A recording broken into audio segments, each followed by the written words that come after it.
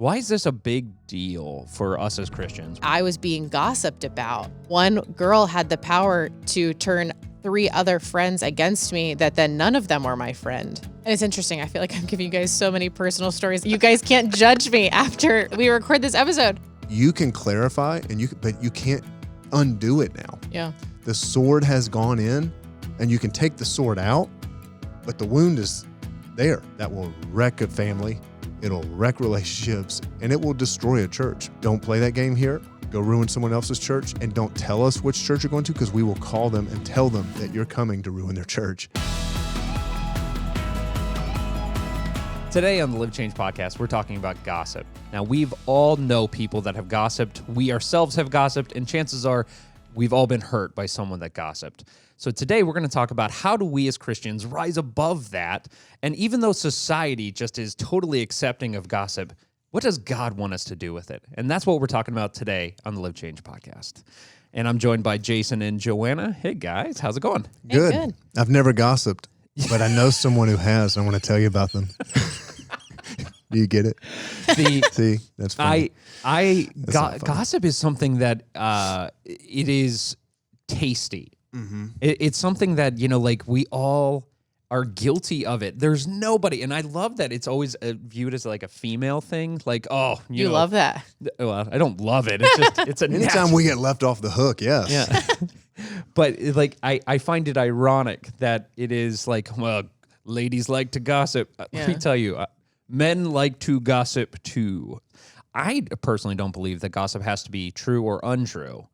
I think it's just when you are talking about someone else's life for the purpose of other than blessing them, when you're talking about someone else's life for the enjoyment or entertainment of yourself or others, I think you're in gossip territory. I think you just crossed over the border to gossip land. Because like a lot of times they're like, it's not gossip, it's true. Don't make it not gossip. Right. Yeah. So, Or that it's yours to share. Sometimes I think it's like when you're sharing something a that's good not filter. yours to share. that's a really good point. That's a really, really good point. So what are some examples of where gossip takes hold? Because I think some people listening are like, I don't gossip. No, I'm never guilty of gossiping. I hate gossip. But most people would say they hate gossips. Yeah. But we're all probably guilty of it. So what are some examples of where you've seen gossip in your own lives? Well, so I think it shows up in sneaky ways where you're like, oh, how can I pray for you? And it's like, oh, are you really going to pray for them? Or are you just trying to find out what's going on? Like, What's the dirt? yeah. Well, how about this? When I go to people, which I do this all the time, I go, can I tell you how to pray for Joanna? Oh, there you go. Because I know what she's, I mean, I'm joking, but obviously, but there's a sense of like, I'm going to share with someone how to pray about someone else. Mm-hmm. But really all I'm doing is letting them in on something that I really didn't have any business letting them in on. Yeah. The I think I see it. I see it in office places. Gossip is often really, really whenever there's people in close proximities that, and everyone's living their life as best they can. And that's just a place where you pick up, opportunities to gossip. So like, where is that person? I heard this and this, or I heard this and this about this person for their promotion. If you're starting a sentence with "I heard," you're probably Yeah. venturing into the land of gossip. Yeah, that's good. I don't know why we find it so satiating.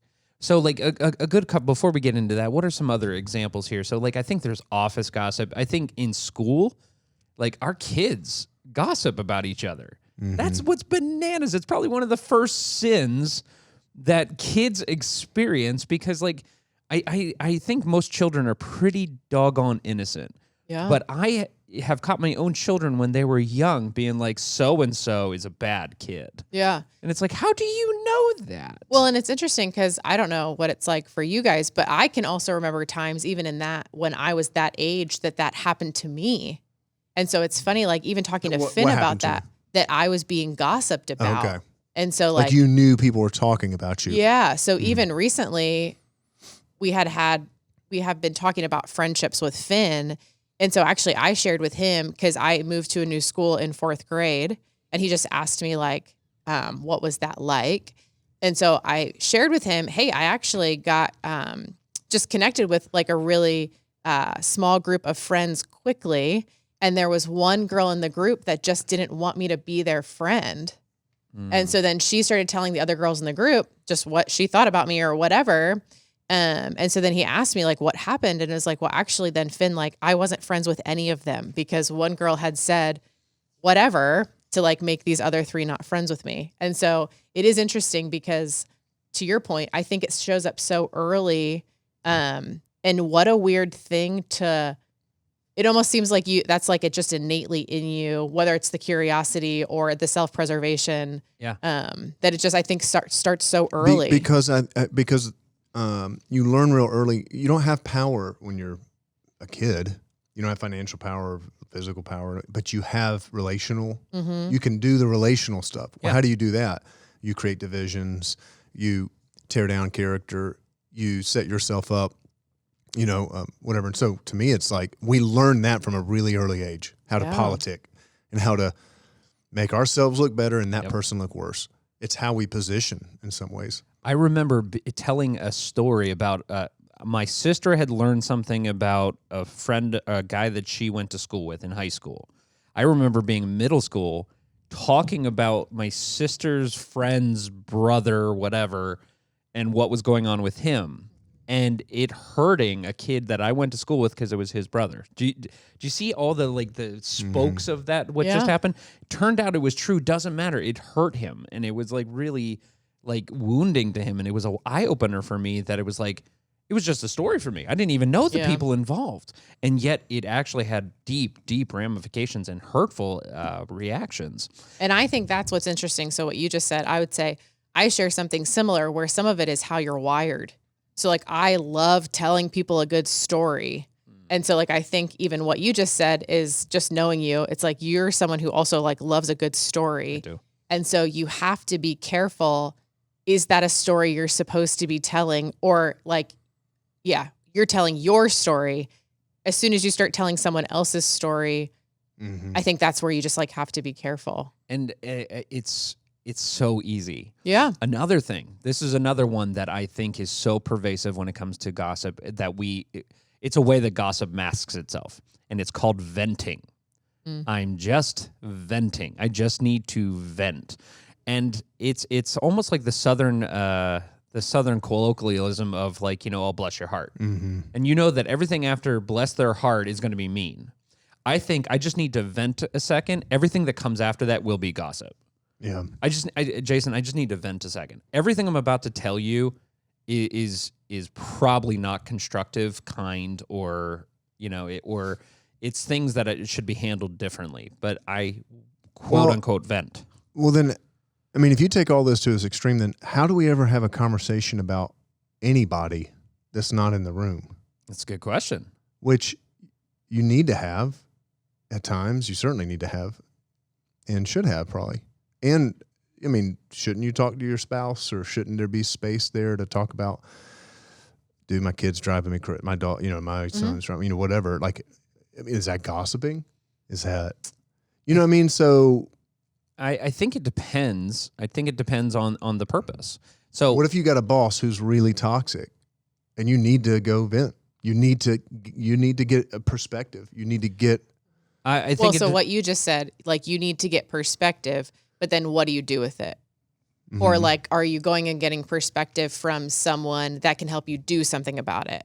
Or I think one of the things that's easy to do is to vent or to find yourself in a circle with people who really can't help you do anything about it. Yeah. And then you've just told either a whole room or a whole circle or a whole other person something about a situation or someone else. There's definitely and it when you're just trying to rally support versus you're trying to get perspective. Right. Yeah. So I think that's a really good distinction. Well, with everything, with our faith, like everything, it's about the heart of the that's true. of the participants.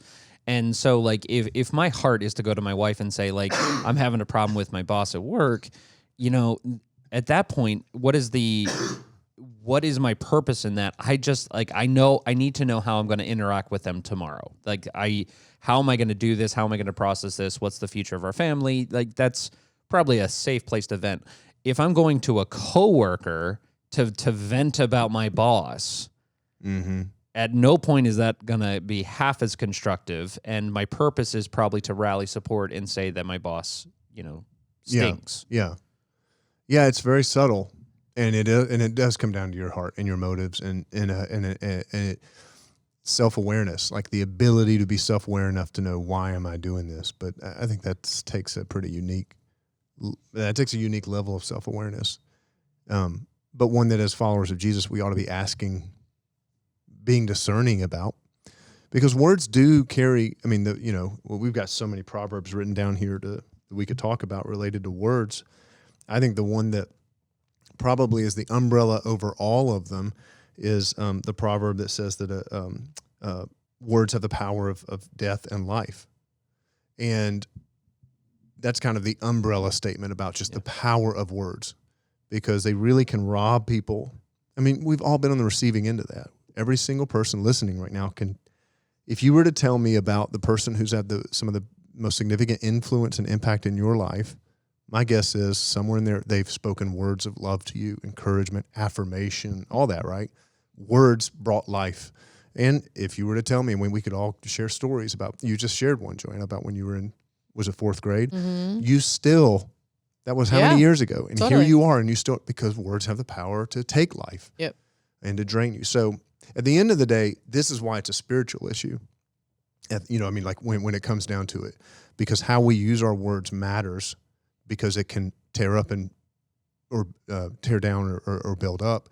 And obviously, how do you love your neighbor while tearing them down? I mean, that's sort of doesn't reconcile. So it is a spiritual issue, how we use our words. And obviously, gossip is so tricky because you're doing it. I mean, you can cover it in so many ways. Mm-hmm. I think that it's, a lot of sins you can know really clearly when you've entered into sin territory.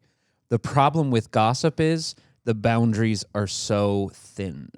And I think what Jason originally pointed to is something that is in my heart is you can start in a good place and end in a very bad place. You can start with the most thoughtful of lunches with a friend about I'm in a bad place, and properly venting and seeking, and then before you know it, you land somewhere. So there has to be some spiritual yieldedness to be able to know. But why does that matter? Why is this a big deal for us as Christians? Why should everyone keep listening about this topic of gossip? Or is it just not as big of a deal as other things we could be tackling on this podcast? Well, I don't know. I think it's funny because we've been talking a lot about the fruits of the Spirit in our house, and are we moving closer towards them or farther away from them? And so I think like that's relevant to the topic of gossip. And so nothing fruitful really comes from gossip. And so if we're called to have patience and self-control, yes, and joy, like gossip is in direct competition with growing fruit. And so anyway, I would just be real cautious of things that would make me that would not be fruitful conversations. Yeah. A lot of times the gossip thing, what it does is we're using our energy to talk about things, and we're just using our energy to vent, whatever, right?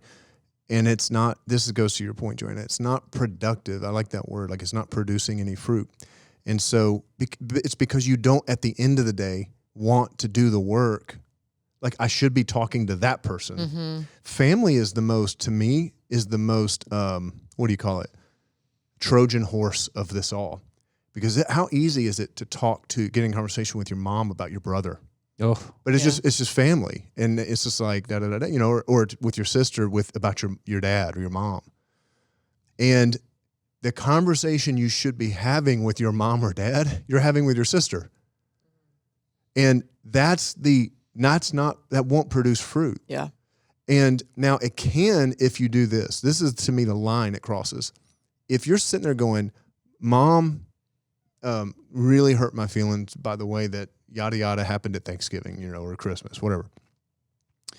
And what happens is, what we tend to do is we keep it at, here's what she did. Isn't that so wrong? Here's what she did this thing again, yada yada, right? All that. And we never take it to the and I felt rejected. I felt it's about you. That's okay. I think that's productive when it's like, here's how I process this. Here's what I felt, and I need to process that with someone. We always, I mean, not always, but we tend to always keep it about the other person, what they did, and we never. And it's like, that's to me is usually my cue when I'm talking to someone. If they're not willing, I just keep trying to. So tell me about you though. Yeah. I understand your mom hurt your feelings, right? Your brother did that. I got it. All right. So, but tell me about you. And you can usually tell a person at that point whether they want to go to that depth or not. And if they don't, it's like, then we really don't have much talking because it's just wasted energy. It really is wasted energy. And I know when I'm doing that too, when I'm just venting and I'm not trying to. Jenny's really good at that. If I'm frustrated and I'll talk to her about, she's, okay, I heard you. So what is that? So you feel what, dejected? I'm like, I don't want to talk about how I feel. I just want to tell you about that other person, how they're wrong. Mm-hmm. But that's not fruitful. Yeah. Or that you never go back to your mom and say, have that conversation. Mom, this is what that was like. Totally. And then it just I think sometimes it just then becomes a cycle and you just keep getting stuck in the same conversation that turns into the same gossip and there's not an end to it. This is going to be crude, but it kind of makes sense. It made sense to me. I heard this years ago that gossip is like verbal pornography. And what they meant when I heard that, it was actually a pastor who said that. And what they meant when they said that is with porn, you get what would you say? Not the benefits. Without any of the investment in the relationship. Yeah. Gossip allows us the tasty morsels without having to do the work of a relationship. And in fact, that's actually one of the Proverbs. One of the Proverbs, Proverbs 18:8 says that the words of a gossip are like choice morsels. Oh, they taste good. They taste good when we're hearing them, and they taste good when we're saying them. And it's like they go down to the inmost parts, right? So it is very appetizing but I can eat cotton candy. So it's like cotton candy. I can eat, that tastes really good. And I can live on that diet. But I can't, well, I should say this. I can't live on that diet. What's a better way of saying it? I can eat all that. I can keep doing it because that tastes good. It's like dainty morsels. It's not going to make you better. But I can't, it won't produce anything in me. It won't make me strong. I mean, eventually I'll pass away from that. Yeah. So I think that's what gossip does. We feel like we're putting all our energy in it, but it's not even a relationship. And I honestly think that when it comes to gossip, I think it's a litmus test of how healthy I am spiritually. Because I tend to be sensitive to my own gossiping when I'm close with God. Mm-hmm. But when I am having a strain with God, when there's some distance there, that's when gossip sounds good. It's almost like putting it into the food category. When I'm eating healthy and I'm working out, it's easy to step away from the tiny little mini chocolate bars. Mm-hmm. But when I am not eating healthy, when I'm not working out, when I'm not watching my diet, that's when I'm like, well, a little bit won't hurt, and a little bit more. And I think that's what gossip is. Here's another angle. When we gossip about, you're asking, so I mean, we're kind of talking about right now, why is it wrong, or kind of why does the Bible talk about this? Another angle, Proverbs 26:20 says this: without wood, a fire goes out, and without a gossip, a quarrel dies down. Okay, so what happens so many times for me is I've got conflict with someone. Let's say I have a conflict with someone. That conflict could be resolved, but I keep feeding the fire. Mm-hmm. So what I'm doing is every time I tell my story and try to get people on my side, every time I let me share my truth or whatever, vent, whatever, I'm just throwing wood on the fire. Yeah. So I'm not actually doing anything to do what Jesus said in Matthew 6, I think 5, 6, or 7. One of them is in the Sermon on the Mount, 5 or 6. And he says that whatever you do, like reconciliation, relational reconciliation is one of the utmost priorities of followers of Jesus. So much to the point where Jesus says, if you know that someone has something against you, leave the church gathering, if you're in the middle of worship, and go make it right with them. How can I work towards reconciliation while throwing wood on the fire of the conflict? And that's what gossip and slander, talking behind someone's back, we're just throwing wood on the fire. Yeah. And I'm more worked up afterwards. They're not even in the room. Yeah. But I'm actually more worked up now. And it creates more hurt, more pain, because all of a sudden the words get back to that person, or the trust is broken down even of the person you're venting to. I'm a firm believer that if someone is talking to you about someone else behind their back, Oh my gosh, I've told my kids that 1,000 times. they're absolutely talking about Yep. you behind yours. And I think the more you repeat it, or the more you tell that story to more people, or just over and over again, you're just digging the trench deeper of what you believe. Yeah. And so how much easier it is to fill in something that you've dug up when it stays shallow. But the more that you just continue to dig that trench by telling it over and over again, or it's the same thing over and over again, or the same boss over and over again, you're also hardwiring in your brain that Totally. is true. That's the story. Yeah. And that's way And ironically, we never share that with anybody who will challenge us. We only share that with people who are Right. like, you're darn right. You ought to be mad. It's like, oh, that's convenient yes. Yeah. that they all just happen to have my side. Totally. And that's where Makes it's like it when you're deeper. and you're going to the wrong person for Yeah. perspective versus just hear me and agree with me. Yeah. But I think that in society, and I'll just breeze past this question with a statement to basically say that I think us as a society, much like all other sins, society has muted the sin to make it sound or seem almost acceptable. Gossip, for instance, seems to be almost like just a widely accepted okay thing. It's okay to gossip. As a matter of fact, we pride ourselves as a society on, we love gossip. So let me give you a question here. Is it okay to gossip? Is it gossip if you have no connection to the person? Is it okay to gossip about like celebrities and politicians, for instance? Because does that have the same effect? Because obviously, if I gossip about Taylor Swift, it probably ain't getting back to her. You know what I mean? So, or is that doing something to us as humans? Yeah. I think you got to go back, Joanna. Why don't you go ahead? Because I think it all goes back to fruits of the Spirit. Mm-hmm. I think the question ought to be this: does talking in the way that I'm talking about this person or that person, if I know them or doesn't matter, does it lead to more joy, peace, patience, kindness, self-control, gentleness? So that would be the question. So does talking about Taylor Swift in that way, I mean, I know it sounds silly, but like, does it lead to more of that stuff or not? And maybe it's neutral. All right, fine. Yeah. Maybe it's neutral. I mean, like, but some things I guarantee you, it's like critical. Well, that's not peace. So what were you going to say? I was just going to say the relevancy to me.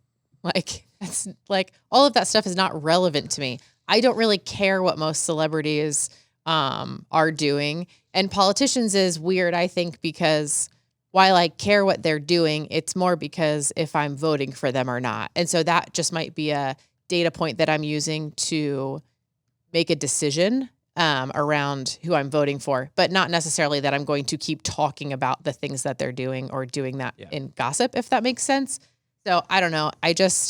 Those things don't feel relevant to me because they don't give me more peace. It doesn't give me more joy to read e-news or to know what's happening on the front page of the tabloid. Totally. And so like, I don't need to I don't feel compelled to interact with those things. So it's almost like gossip has two sides of damage, is what I'm hearing you guys say. There's the damage to others, but there's the damage to self. So it can hurt other people and it can hurt yourself. So this is probably why God speaks so exhaustively about not gossiping. So whilst you gossiping about who Taylor Swift is dating is probably not damaging her, it is like eating nothing but cotton candy in your own soul. Is it making you a better person? Is it making you a greater Christ follower? Is it making you more compassionate or loving? Yeah. If the answer is no, then it's like, yeah, it may not be damaging them, but is it good for you? Well, I mean, that is our ultimate filter as followers of Jesus. Is the most important, the great commandment is to love the Lord your God with all your heart, soul, and mind, and to love your neighbor as yourself. It's the things that I'm saying and doing. I mean, that really is a filter for everything. Mm-hmm. It's the way I'm talking about my boss, is the way I'm talking about my sister, is the way I'm talking, everything, right? Honoring and loving. That's the bottom line. Like, that really is the ultimate filter through everything. Yeah. And interestingly, like, I don't know, you guys may agree or disagree with this, but I also think that that's like a form of distraction from the enemy.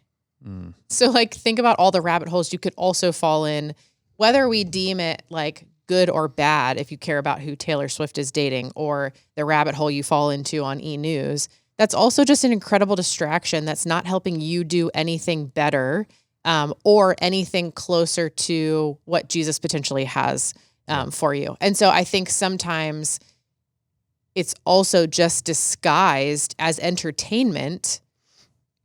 And it's like, I don't need to be distracted by something like that because it's not helping me grow closer to Jesus. And in fact, it's distracting me. And I've just spent 3 hours on E-News falling into a rabbit hole around celebrityism that, like, what does that have to do with anything? So, Jason, what is the Philippians passage that talks about, if it's true, if it's noble, praiseworthy, excellent. Mm-hmm. I'm trying to think of the reference. That's why I was pointing Joanna, because I looked up another passage I wanted to mention. Yeah. But yeah, Paul says that whatever is to set your sights on whatever is true, noble, right, excellent, praiseworthy. Yeah, That's fix your thoughts on those things. Philippians 4:8 says, "Now, dear brothers and sisters, one final thing: fix your thoughts on what is true and honorable and right and pure and lovely and admirable. Think about these. Think about things that are excellent and worthy of praise." Mm-hmm. And I think it's like Taylor Swift worthy. I don't know. Maybe for you Swifties out there, yes, she's worthy of your praise. But I don't think falling into those rabbit holes gets me closer to fixing my thoughts on those things. Yeah, but okay, but where does sports. Let's take it out of the realm of entertainment. We'll take sports, right? For me, I mean, I talk all the time about the Eagles. Or Alabama is really, and then second to that is probably Jalen Hurts because he went to Alabama and now it's with the Eagles. But my point is, like, I'm all the time talking about is that, so you also got to live life a little bit. And so I just want to make sure we're nuancing a little bit. Mm-hmm. Are you saying we can't talk about Taylor Swift or we can't talk about I think the difference Jalen is, Hurts? like, if you're talking about will he do well this season on the Eagles, I think it's like, that seems to make sense. That's fodder about his career and stuff.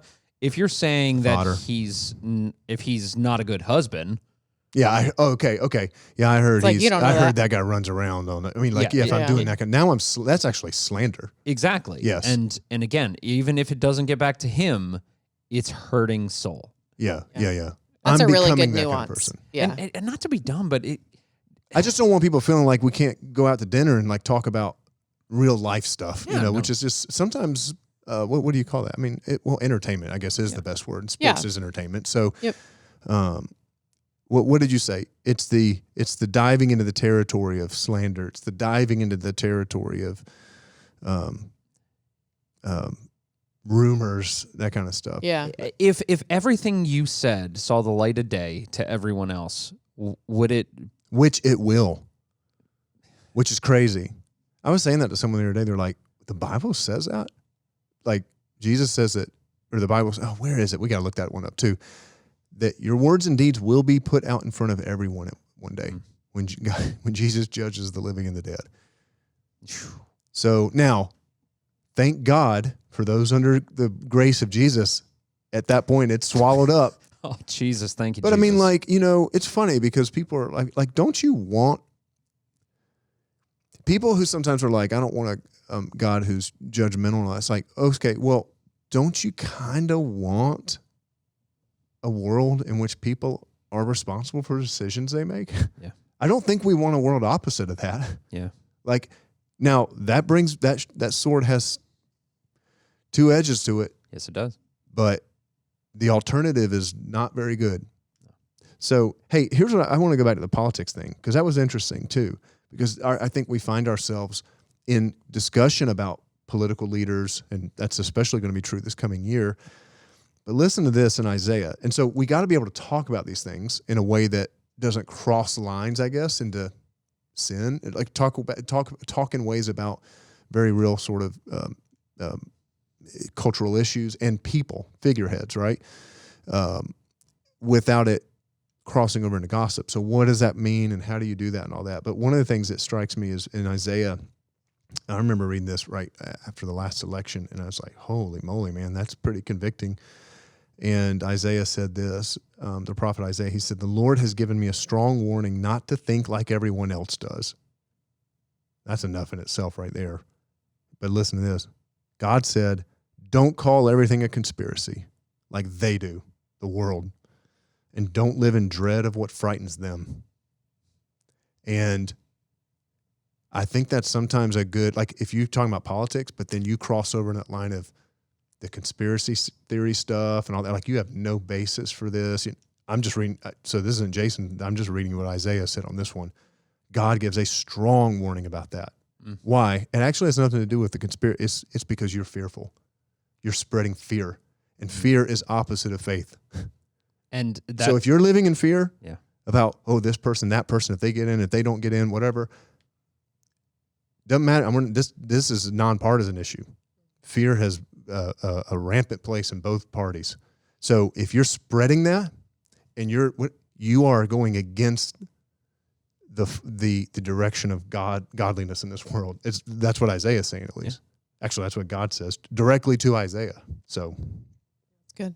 Luke 12, 2 verses 2 and 3. Jesus says, wait for it. I got to put in the passcode of my phone. Luke 12, 2 and 3 is where Jesus says this. He says, he's talking to religious leaders, actually. And when a crowd of many thousands had gathered so that they were trampling one another, Jesus began to speak first to his disciples. Okay, so he's talking to his disciples, sorry. And he says this, be on your guard against the yeast of the Pharisees, which is hypocrisy. Okay, so religious hypocrisy. There is nothing concealed that will not be disclosed, or hidden that will not be made known. What you have said in the dark will be heard in the daylight, and what you have whispered in the ear of the inner rooms will be proclaimed from the roofs. So, I mean, that's a pretty good filter. Would I want this proclaimed from the roofs, what I'm saying? Yeah. That's powerful. Yeah. So what is damaging about gossip? So it's easy to say, like, for instance, eating French fries is bad for you. It's like, okay, well, what's it going to do? But it's another thing. Says you, first of all, on French fries. Anyway. But like a steady diet of French fries, it's going to raise your blood pressure. And, all of a sudden you could possibly get coronary disease. You could die an early death. You could, gain lots of weight, all that kind of stuff. So it's one thing to say it's bad for you, but it's another thing to say these are the actual negative effects it could have. Mm-hmm. By the way, I love fries. Like, seriously. Well, but actually, can I argue with you for a second? About fries? Well, about kind of what you said, if you eat it all the time. Yes. So French fries in moderation won't hurt you. Okay. I know where you're going. Gossip in moderation is still harmful. Yes. It may not kill you as fast, but it's, I understand what you're saying. So I think you have to be careful because I eat French fries a lot. Is this about fries? Well, no, I'm just saying, No, even in the cotton candy, like I eat cotton candy too. Oh my God, Joanna! I'm just playing. But I'm just saying, like, I think that might be a good distinction, maybe to just argue about for a second, where it's like I also just wouldn't want to say gossip in moderation is okay. Yeah, that's definitely not what we're saying. Yeah. And so that's good. It's not. My mom always used to say, a little arsenic in your milk will still kill you. I was like 6. It's like, good gracious, Mom. What kind of dairy farms did you have down there? Well, she was trying to make the same point Joanna's making. Yeah. That like, hey, doing a little bit of something in moderation is still can kill you. Yeah. That's. I'm like, I don't want arsenic in my milk, Mom. I'm not going looking for it. She's like, I'm making a bigger point. Did she sound just like that? No.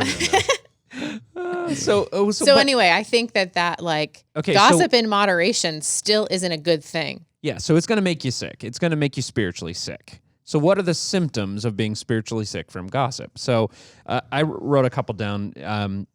These are a couple things that I noticed, and I found them to be completely true. One is trust erosion. That's where, people... Okay, so let's talk about trust erosion. Let's actually talk about you, Jason. Okay, so this is actually something this is a great thing about you. You're one of those people that I would sincerely come to with a problem or a burden because you have a high level of trust in my life. Mm-hmm. And part of that is I've never seen you gossip about other people. Mm. But if you were a gossip, I don't come to you anymore because I don't trust you. You've lost that trust erosion. Do you see how damaging that could be for a family, for a friend, for a community? you almost need to think about, like, will I remain trustworthy to other people in my behavior? So trust erosion happens like where people don't, and as a pastor, I have to make sure that, I'm always ready to be able to accept people's, burdens and their, what they're going through. But if I come across as a gossip or as a talker in that way, then people don't feel safe to come to me anymore. Well, you also you're giving a ton of wisdom right there that people can sometimes people will kind of be like, how do I know who to trust? And again, let people tell you who they are and believe them when they tell you.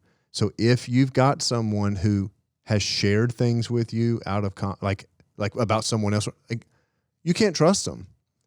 And that sounds harsh. It's like, then go ahead and just see if that doesn't happen to you. But it's kind of foolish. So anyways, I just don't want to skip over that. Like, that sometimes is a sign of who do you know how to trust? Well, have you ever heard them talk about someone else? Yeah. No? Well, then they probably are trustworthy. So. Yeah. So one of the first damages of gossiping is trust erosion. So, but Joanna, let's talk about like reputation harm. So what does it do in circles of, like, especially, with female friends and stuff? Like, what is the harm it does for the reputation of a person when gossip is happening? Probably on both sides. Yeah, it can just destroy it. Or like at the simplest, like, I mean, you can change someone's perception of someone else based on something that might not even be true. Yeah. I mean, even in that, like, what might seem like silly from 4th grade, it's like one girl had the power to turn 3 other friends against me that then none of them were my friend. And it's actually interesting. So before I came on staff at LCBC, I was a retail store manager.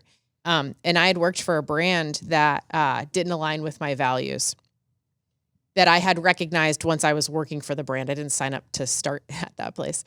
And I remember when I had given just my notice and was like, hey, I don't think this is the right fit for me. I've actually accepted a position somewhere else. I gave my notice, and that DM proceeded to tell other store district manager. So my boss decided to tell other people why I left or why I was leaving, and it wasn't true. Wow. And so then, like, my reputation was on the line for why I was leaving, and it just wasn't even factual. And so luckily I had a trusted few that I had worked with, over that time period, that was just like, hey, this doesn't sound like you. Is that really why you're leaving? And it was just like, oh my goodness, no. Like, that actually is not, that's like not the case. But okay, let's go with this, okay? If you had been the kind of person that was a gossip, someone that was loose with their words and said nasty things behind people's back, when your reputation did get damaged dishonestly, some people probably would have been like, I believe it. Yeah.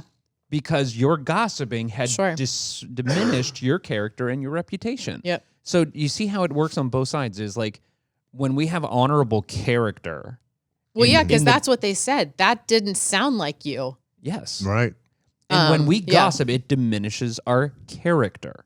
And our character dips in people's eyes. So having high character when it comes to gossip also is a bit of a shield around other people gossiping about us in some way. It's almost like God was wise when he... And interestingly enough, in that example, it was actually a reflection of his character. Absolutely. Which is what played into the part of my transition. You know what I mean? So like, again, back to that, like, sometimes that gossip comes from a self-preservation or like a motive for why people like jump into that. So anyway, I think, like, to what we were sharing, I think it's also a reflection of the person doing the gossip. So true. The other thing about words real quick, again, the Proverbs, I love all the Proverbs about words and the power because they're they have such cool imagery. But Proverbs 12:18 says, reckless words pierce like a sword, but the tongue of the wise brings healing. This is the power of words again. And we all know this. You can't take it back. Yeah. I cannot unsay what I've said.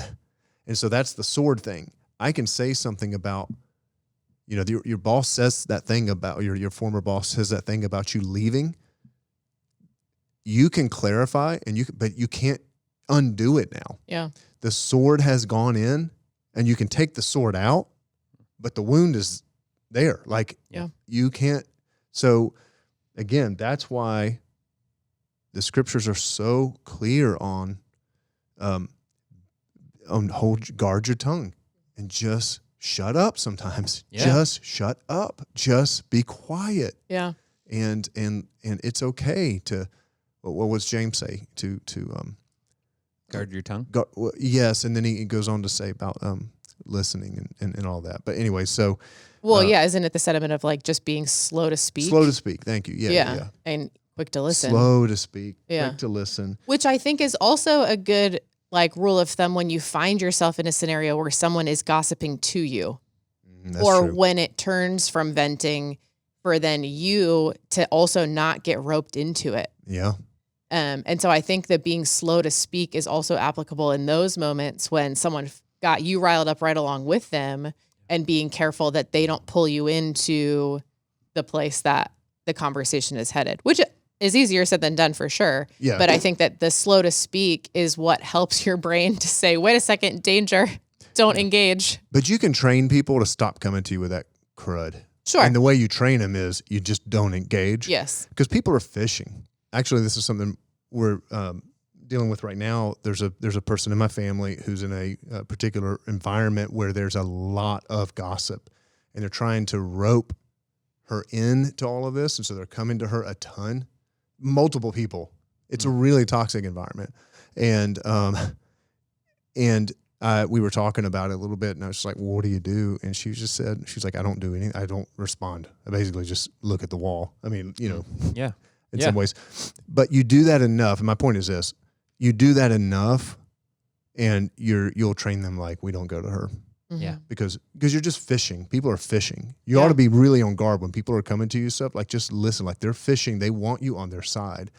And just be careful, I'm curious. So I also think that there are probably some folks listening, and I don't know, this is just me going out on a limb with you guys in particular, even. What would we say to like a recovering gossip? And so like, I do think that there's an aspect that likely there are often times where people choose people, or you're already in a relationship where you've recognized that you're doing that, right? So what would we say to someone who's actually like a recovering gossip and recognizing, hey, I don't want to be that person, or I'm recognizing that I need to stop engaging in that kind of conversation with the folks that I'm around or the people I work with? Like, how do you stop doing it once you find yourself in a place where that's all the people you know now. Right. You're saying like, that's your, and relationships do get built on that. Yeah. Yeah. I think gossip is one of those things where it's got to be a cold turkey. I think there's some things that it's you wean off of, but I think gossip is one of those that Arsenic in the milk. yeah, you stop taking the arsenic in the milk. I think, and I think what Jason's story was so powerful about Jason's story is, I don't think you start out as a defender of others. Yeah. You start out as a silent, I'm not going to contribute. Yes. So I'd say the first thing that. is you don't contribute. Eventually you become the defender and the warrior and the protector, and you go, you shouldn't say that, but I don't think everyone's there yet. Not everybody's there, and that's personality. Some people may never be comfortable doing that. It's a kind of a justice, I think, gift and all that. But you don't have to join in. That's everyone. That's an all skate on that one. The other thing, Chad, I love what you just said, and I think you're totally right. The other thing you can do is you can turn it, and you can say, this person's going on and on about that person.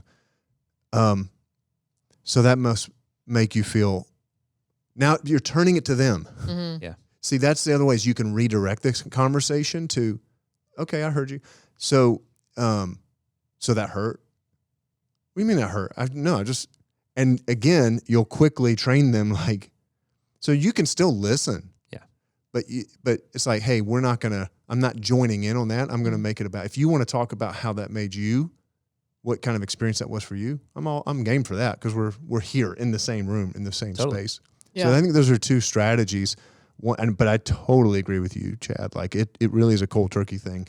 But if you've got personal relationships that you're invested in. It's not like you can cut that off. Mm-hmm. It's just a matter of sometimes in going, okay, how do I redirect it to being about a relationship conversation between me and this person? Yeah. So Yeah, because I think to your point, sometimes it is like a camaraderie or a, hey, we're both feeling that same thing that is turning into that venting, that's turning into gossip. And then you're like, well, that's all we talked about. So that's how all we do- talked about. That Right. wasn't a relationship. Yeah, and that's what I was going to say is like if you have a drinking buddy and your entire relationship is based on going out to the bars and drinking, and that's your whole friendship is based on that, and now you can't go drinking, okay, well then maybe that's not a friendship for you anymore. Yeah. Like that's not a relationship that was built on anything other than that. So you take out the drinking, is it still a friend? If you take out the gossip, is it still a friend? No, that's good. So, and I think we see that gossip hurts the other people. It hurts our character. It also hurts our relationship with God because like God flat out says, like when I was looking at passages for this episode, it's dozens and dozens and dozens of passages. I would argue God probably spends less time telling us not to kill people than he does to not gossip because it's just so pervasive. And so we see that it violates, biblical principles. It shows us lack of compassion. It also destroys churches and Christian communities. So God doesn't want us to gossip, but how do we stop? So like, what are some ways to stop gossiping? What are some practical things that we can do other than just doing the cold turkey and, spinning it? What do you recommend people do? I think sometimes you have to be good at looking for it. Okay. And just what I mean by that is we even talked earlier that it can easily be disguised or it can start in one lane and kind of like shift lanes into another lane. Good. And so I think we just have to make sure we're good at looking for it or seeing it. That's great. That's great. So like be aware. Like you gotta be aware of where gossip is and what it is. You gotta like you almost have to take the mask off and be like, I see you, gossip. Yeah. Like get really good at unmasking gossip wherever it is. It's like, I see you hiding there with that little comment about my sister. And I see you hiding there about that little comment about the boss. And I see you gossip for who you are. And I'm going to unmask it. So being aware is one way to stop gossiping. The other thing I would just say is I think it's why are you about to talk about something? And like, so I think it's easy to also mask that in like, oh, I'm just curious. Like, hey, I'm just curious about that thing. And you liar, you are not. It's You're like, gossiping. do you really need to know that thing? No. Is it really relevant to you? Is that a piece of information that you have to know to be able to do your job or to be that friend or to go to that family function? No, a lot of times like you just want to know. Yeah. And then what's your motive for just wanting to know? Oh, man, I like that. That's good. I was going to say, if you're feeling like, can you gossip about someone if you're building them up? No. Yeah, I don't think so. Are we supposed to answer that? The answer is, I think the answer is no. I was kind of rhetorical, but also kind of not. Like, I did think about it for a second. Like, I don't think because you're just leading to the fruits of the Spirit. Because kindness. So my point is, if you find yourself in a conversation again where you're getting drug in, you're aware, it hits you, like you said, whatever. Turn it positive. Like say the thing about the person that's positive. That might be a turn. Yeah. It's almost like if you can think of a behavioral trigger, to like when I start go down that road, think about the most positive thing I can say about that person, and then say it. Because so first you have to be aware. You have to see it. I mean, you've got to open your eyes. You got to live with eyes wide open, which is so much about the Christian story, about our Christian living, is you don't get to blindly go through life. We don't. We have to live with our eyes open, and we have to see things, and then we have to be aware of it and then be positive.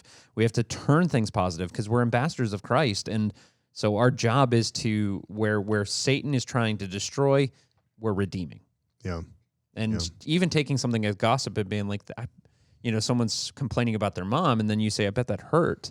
You're now opening an opportunity to have a conversation about something good. Yeah. Mm-hmm. And maybe even introduce them to Jesus in some way, which is really probably shooting for the the backboard on that one. But And it's interesting. I feel like I'm giving you guys so many personal stories. That's why I told you before we started recording, you guys can't judge me after we record this episode. Cotton But candy, fries, and gossip with Joanna. It's funny because even the other day, just at home, Junia's 3. Her personality is really strong. We are reading a book right now that's called like Parenting Your Spirited Child. And anyway, our son came into the kitchen and was like, oh my gosh, why is Junia so bossy? mm-hmm. And we could have said like, yeah, dude, you're right. Isn't she like, she's so bossy all the time now? What is with that? But anyway, thank goodness I'm reading this book instead. And it said basically take that word and reframe it. Okay. And so that's that positive thing. Yeah. So then like I paused. Yeah. I paused and I was like, hey, Finn, like if anything, Junia is now figuring out how to be more direct. She's using we're asking her to use her words. She's using her words. She's being direct. But just take that out in a different kind of relationship. It is easy to be like, oh my gosh, you're right. Like they're totally bossy. It's like a different muscle, or even like, I think earlier we talked about like spiritual maturity. Like it's a sign of spiritual maturity even to be able to say, hey, no, pause, time out. God didn't make her bossy. Like God has given her a gift of directness or whatever, where you're just reframing your experience versus jumping in and being like, oh my gosh, you're right. Isn't she the worst? Like that's not helpful. Yeah. It's teaching Finn that, we don't talk about each other when we're not in the room. Yeah. And that's a good thing. Or even when we are in the room, because let's be real, they're brother and sister. So they're also fine with that too. I think the third thing is accountability. So we said be aware, be positive, and I think be accountable. I think if you're making a genuine decision, you tell people. You tell people out there, like, hold me accountable. Like, especially if you're redefining a friendship and a relationship, even if it's a spouse, and be like, because I know that gossip goes on between Steph and I, and we talk about other people in ways that are just, we shouldn't, and we have to get better at that. And so like being accountable and saying like, something, I want to get better at this, so call me out. And just, if you're taking it seriously, if we take God's word seriously, and God gives lots of warning signs saying, don't do this, if we're taking him seriously, then we should be willing to go as far as to say, call me out and warn me if I'm starting to head into the gossip territory. So I think the other thing that you can do is just be accountable to others. So, and just for free, know when you need to say you're sorry. Okay, go on. And actually recently I experienced something where Jason actually and I were in a conversation. And me, Jason? Yeah, you, Jason. Okay.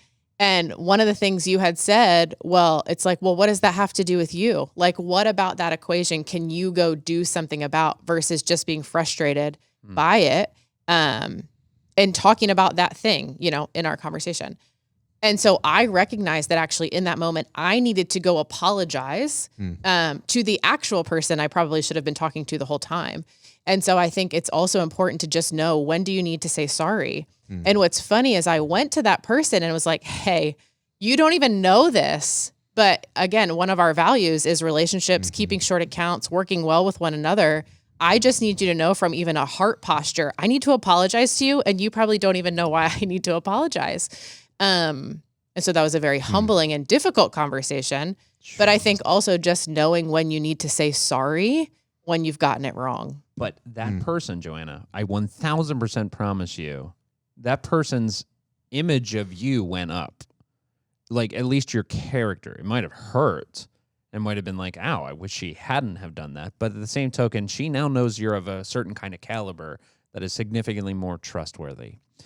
And along those lines is like, you said you had to go and apologize. So I would say, is that a required thing, or is that just going to make things worse? So like, if you're turning a new leaf and saying like, I'm not going to be the gossiping mom, I'm not going to be the gossiping friend, I'm not going to be the gossiping so-and-so, is it okay to stop cold turkey and be like, from this moment on? Or is there something that about going back and apologizing and having those moments of forgiveness?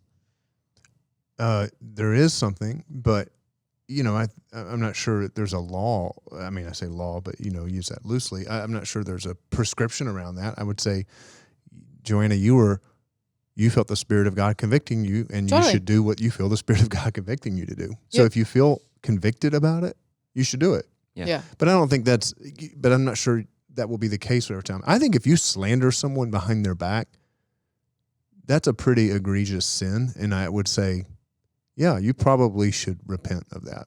Yeah. And you took something from them. You took their reputation. You took something. So, but that's not, sometimes gossip and slander are cousins, but they're not, like there's a difference sometimes between you're passing on or whatever. It crosses a line sometimes. And now you're attacking character. You're making whatever. You're talking, you're criticizing like their character right. behind their back. That's a different thing, I feel like. Mm-hmm. And you may need to. Yeah. It's hard. Yeah. But that's where the Holy Spirit comes in. And I think everyone needs to hear that is we don't have the strength to have that conversation. Mm-hmm. Like, I'm sorry. I don't care what kind of a spiritual juggernaut you are. You don't have the strength to be able to go back to someone and say, I said something behind your back that I shouldn't have. Like, that's hard. But I think the Holy Spirit does give us the strength to be able to go and have that conversation when we need to have it. Mm-hmm. So it's not like God tells us to go do it, and then he says, well, I'll be waiting back here when you get done. Come tell me how it went. Like, God goes with us like a child that's committed some wrong, and he holds our hand while we go have that conversation. So Yeah. Your God voice sounds a lot like Jason's mom. Oh, God. Southern lady voice. Well, and I think a lot too will say, talk to God, do what he says. Yeah. So it's like if you're doing those Good way to two say it. things, you're like likely on the right path. Yeah. Yeah, definitely. So Jason, like there used to be a time at LCBC. I remember David, who used to be our senior pastor. He used to say in classes, he would say, No, yeah, we've said this a lot. he'd say, Yeah. if you're going to talk about someone, if you're going to gossip and stuff, he goes, you can stop coming here right now. And he basically Yeah. would say, there's the door, go. And he would always say, and I remember this vividly, he'd say, go ruin someone else's church. Yeah. So Jason, last words are yours, man. No, Like, we did. We spent years saying that at that point we called it newcomers class. Now we call it first steps. And it's essentially for anybody who wants to know more about the church. And that's kind of where we set out our church values and all that. And we're very strong on this one. And because the propensity or in the what people most naturally do is if I've got a problem with Joanna, I don't go to Joanna, I go to Chad and I tell him about the problem that I have with Joanna. That is, through and through what most people will do. That will destroy a church. That will wreck a family. It'll wreck relationships, and it will destroy a church. Paul said in Galatians that you're biting at and devouring each other. That's what it does. It's like you're devouring each other. Before long, you've got a bunch of, you got a really messed up group of people now. So we guard that pretty close, and we would say, don't play that game here. Go ruin someone else's church. And then I would always add on to that, and don't tell us which church you're going to, because we will call them and tell them that you're coming to ruin their church, because it will ruin and it's kind of making the point that like this matters. So at a corporate level, it matters deeply. It will destroy. I mean, it's ruined friendships. It's ruined. Proverbs 16:28 says a perverse person stirs up conflict. Now that's pretty strong. And it says, and a gossip separates close friends. That's what gossip does. It separates. So God is not in the separating business. He's in the reconciling business. So that's one at a church corporate level. At a very personal level, Jesus said that what comes out of your mouth is representative of what's in your heart. So at the end of the day, how we speak is a reflection of the condition of our heart. So we want our hearts to be fully surrendered to God, to be bearing the fruits of the Spirit of love, joy, peace, kindness, gentleness, self-control. And we want our words then to reflect that. So it's just bringing that into alignment and constantly asking, God, do the words of my mouth reflect they do reflect the condition of my heart. What is this saying about my heart right now? Because we want our hearts more fully surrendered to his work so the fruits of the Spirit are come to bear. Wow. So on that note, as always, now that we're lives changed by Christ, we want to live that change out. And one of those ways is addressing even the gossip in our life. So start looking at your own life. Be aware of where the gossip is. Turn it into something positive, and ultimately, be accountable for the words that you speak, because in the end, as a life changer by Christ, other people are watching. So make sure you live that change out.